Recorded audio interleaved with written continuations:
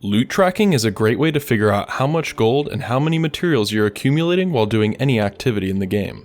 Without tracking your loot, you're left to just guess at how much you're making, and in most cases, people's guesses end up being pretty far from the actual numbers. There's a couple of decent tools available for tracking your loot. One of them is easier to set up and use, but has some drawbacks. The other is easily the best loot tracking tool we've ever had for Guild Wars 2, but will require a bit more upfront setup to use. In this video, we're going to take a look at both. Let's get into it. The easiest option is on GW2efficiency.com. Many of you should already be familiar with this site, and for good reason. It's basically your all-in-one third-party site that provides a lot of different tools and information.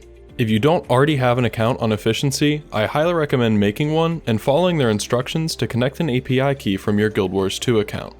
In addition to being quick and easy to set up, Efficiency also gives you the account overview page where you can track your account's overall gold stats over the long term, and the time machine page where you can track changes over the last few days. The focus of this video is on the farming tracker though. Since you'll want to already have an account on Efficiency anyway, their farming tracker is going to be the easier option to use. All you need to do is go to their farming page and click the start button. It really is that easy. However, that ease does come with a couple of drawbacks. The first is that the tracker can pick up unwanted changes on your account, like transactions on the trading post.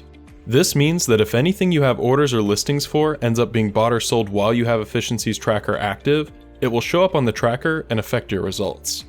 The second is that the tracker can only update every few minutes. This doesn't just affect your ability to read results in real time. It also means that when you start the tracker, it will sometimes record stuff that happened in the few minutes before you click start. At the end, it can also fail to record stuff that happened in the last few minutes before you stop the tracker. You can get around this by starting at 3 minutes early and stopping at 3 minutes late, but it's still an unfortunate limitation. Finally, the gold displayed by the tracker doesn't take TP taxes into account, but you can easily subtract 15% from the liquid gold value that it gives you in order to account for that. The other option is a lesser-known third-party tool called GW2DRF. DRF is a very powerful tool for loot tracking and data collection. You can get real-time results within seconds, meaning you don't need to wait and you don't need to worry about the timing of API updates screwing up your data. You just open up the tracking page on their website and that's it. The UI is more pleasant to work with, and it offers better options for exporting your data to CSV files if that's of interest to you. It also omits completed trading post transactions. It still doesn't account for the TP taxes in its profit summary, but that's really the only thing that I could complain about. For data collection enthusiasts, DRF is a game changer. For most players though, it's simply a superior loot tracker option that you have available if you want to take advantage of it. So how do you set it up? There's two parts to the setup. First, go to the DRF website, which I'll link in the description. On the Get Started page, you'll see instructions for installing the DLL file. You can either do this using ArcDPS or GW2 Add-on Manager. I personally use ArcDPS, and if you're into endgame content in Guild Wars 2, you'll probably already have it, making ArcDPS the easier option, in my opinion. Once you have the DLL installed with the method of your choice, it's time to move on to part 2, authorizing the data collection. You'll essentially have to verify that the account you want DRF to collect data from belongs to you. To start off, click to log in. It will ask you to log in with GW2 Auth, which is a third-party tool that can store and authorize the use of API keys. You'll have to make an account with GW2 Auth and complete a verification process.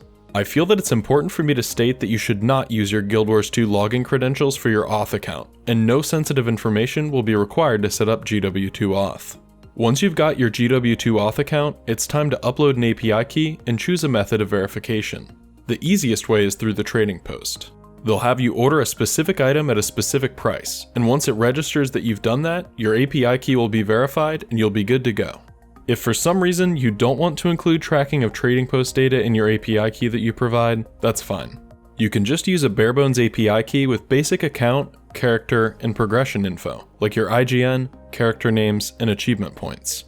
If you choose to limit your key like this, you'll have to complete your verification by creating, renaming, and connecting a second API key that GW2 Auth instructs you to create. Once again, it can be a barebones API key with only basic information, and once you've done that, you'll be good to go. GW2 Auth has videos to guide you through both methods of verification, so I won't waste any more time going through them in this video. Now that you have GW2 Auth set up, you can go back to the DRF website, Log in, go to the live tracking page, and test it out. Just open a bag or kill a few enemies. As long as you have the page open, it will track what happens in the game in real time. If you want to reset the tracker, just refresh the page. So there you have it. 2 good options for loot trackers, with one being easily accessible but limited in capabilities, and the other being exceptionally capable if you're willing to take the time to set it up. There have been other loot tracking tools made for Guild Wars 2, but these are really the 2 that I'd recommend, and I'll leave it up to you to choose the one that you think is right for you. Hopefully this video was informative and helpful. If it was, I'd appreciate you taking the time to give the video a like, and maybe even subscribe for more Guild Wars 2 guides in the future. Thanks for watching.